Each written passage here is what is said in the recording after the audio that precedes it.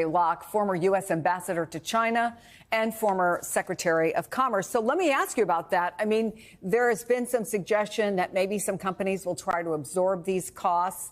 But when we're looking at tariffs that, at least in the case of China, could exceed 100%, what do you think the chances are that a lot of these costs get passed on, and how quickly?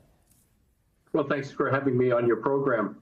Obviously, with the tariffs on Chinese goods coming into the United States at over 150%, because you have to remember that there were tariffs imposed on Chinese products during the first Trump administration. So when the Walmarts and the Home Depots, the Costcos, the Nordstroms of the world, the Targets, when they order something, if it's going to cost them more than twice the amount that they previously paid, they're going to have to pass it on to the consumer. As someone who's been at the helm of the economy, what are the signals you'll be watching for early for the effects and what may impact the economy going forward for everyday Americans? Well, obviously, the 10% across the board tariffs on all products coming from around the world remain. And thank goodness the president has reversed course and suspended the so-called retaliatory tariffs on the EU, UK, and many of our other trading partners, including Canada and Mexico. But let's not forget that the tariffs, the extra cost on steel, aluminum, and imported cars remain. And that's going to hurt people. It means those products will be a lot more expensive. And companies that use steel and aluminum, they're going to have to pay more. And they're going to have to, as they make things, as they manufacture in America, that's going to get passed on in terms of the ultimate price, which makes that American product less competitive, even here in America, against, let's say, a German product, and less competitive around the world as they're trying to sell those products in competition with similar products from all around the world. So consumers and workers are going to feel it, because in a trade war, there are no winners on either side. The consumers and the workers both lose out. And as you're watching this from your perspective as a former ambassador as well, give us your insights into Xi, because China has made it clear that they're holding firm. The president said just maybe an hour ago, they've been totally taking advantage of us, which has been part of his mantra going forward. So does somebody blink first? Well, first of all, American policymakers and American businesses, and even those around the world, have long complained about the unfair trade practices of China in terms of subsidies, insufficient enforcement of intellectual property rights,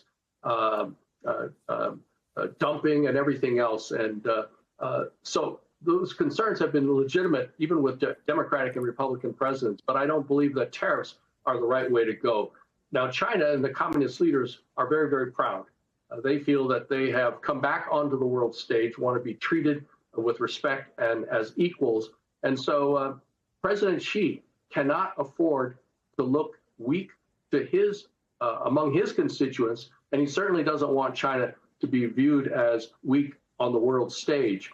And so don't expect the Chinese leaders to make that first phone call to the White House. And of course, President Trump is a proud person and is digging his heels in.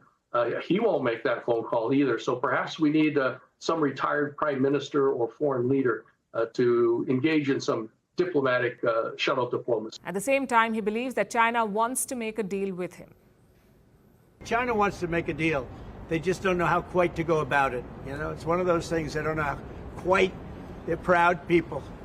And President Xi's a proud man. I know him very well. And they don't know quite how to go about it, but they'll figure it out. They're in the process of figuring it out, but they want to make a deal. So Trump has not given up hope. He believes China does want to make a deal. But Xi Jinping doesn't know how to ask. That may or may not be the case. What we can say is this: Xi Jinping has a response, and he is delivering it quite clearly and effectively. China is retaliating every step of the way. In round one, Trump slapped a 54% tariff on China. China hit back with 84% retaliatory tariffs on U.S. imports. Enraged, Donald Trump raised the stakes. He increased the tariffs on China to 125%. But Beijing remains undeterred. it is fighting back in multiple ways, some symbolic, others substantial. For instance, China has moved the WTO against the US. That's the World Trade Organization. Its mandate is to enforce international trade rules, but in recent years, its limitations have become quite obvious. So China's appeal may be just to make a point. The WTO may not be able to help them very much. The second move from Beijing is this. It is punishing American businesses. It has restricted 18 US companies. They will have a tough time doing business in China now, and this happened yesterday. 18 companies. Today, Beijing went after Hollywood. Reports say it will curb movie imports from the US. And now with Donald Trump raising the stakes further, China plans to target American interests in more ways. Here's what they said today. The United States is still imposing tariffs on China, and China is firmly opposed to such bullying. China will absolutely not accept pressure, threats, and blackmail. That is not the right way to deal with China. If the U.S. side really wants to talk, it should show an attitude of equality, respect, and reciprocity. If the United States ignores the interests of the two countries and the international community and insists on fighting a tariff war and a trade war, China will certainly accompany it to the end. We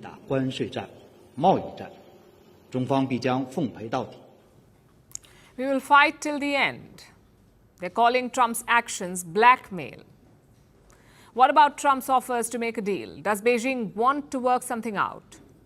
Here's what China's Commerce Ministry, here's how they responded to the question. China's position is clear and consistent. The door to talks is open, but dialogue must be conducted on an equal basis with mutual respect. China will stand by its position until the end. Pressuring, threatening, and blackmailing are not the correct ways to deal with China. We hope that the U.S. will work with China.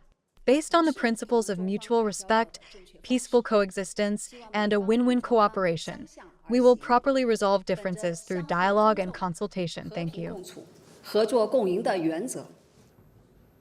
China says it is open to dialogue, but it doesn't trust the U.S. It doesn't believe that Trump will negotiate in good faith.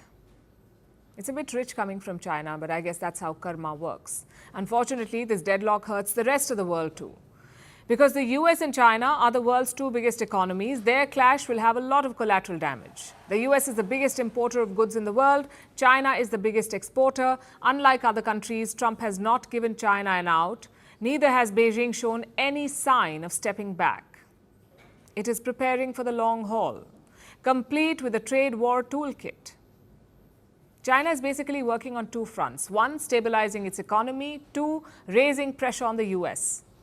At home, Beijing is working to calm the stock markets. And for this, it has mobilized state-owned enterprises, SOEs. They're very big in China. When Chinese stocks fell after Trump's announcement, these state-owned enterprises bought shares to keep prices stable. China's Reserve Bank is also doing its bit. It has allowed their currency, the yuan, to weaken. And how does that help? It makes Chinese exports cheaper. It negates the impact of the tariffs to a certain extent. Beijing is also trying to control the narrative. Chinese censors have been selectively, of course, censoring posts online about Trump's tariffs and the larger trade war. Posts that target and criticize the US are being allowed. The ones that discuss Trump's tariffs in details are being removed. The idea is to shape public sentiment in favor of China and paint the US in poor light. So that's the domestic response. And in the days ahead, China could take more targeted steps. It could hit US agricultural imports. That's a key part of Trump's support base. The US financial services sector could also be in the crosshairs. This includes American investment banks and asset management companies. Again, these are part of Trump's support base. So the aim is to strike at Trump's political backers, to build pressure on the US president. These do not look like the moves of a country that is dying to get a deal with Trump. This is a fight back. The US-China trade war is escalating. Greeting you with aloha and namaste. I love India. Presence, occupation of a territory by another country pertains to India, what we saw in Kashmir. How do you see Trump's America? Yes, the current administration behaves differently from the previous administration.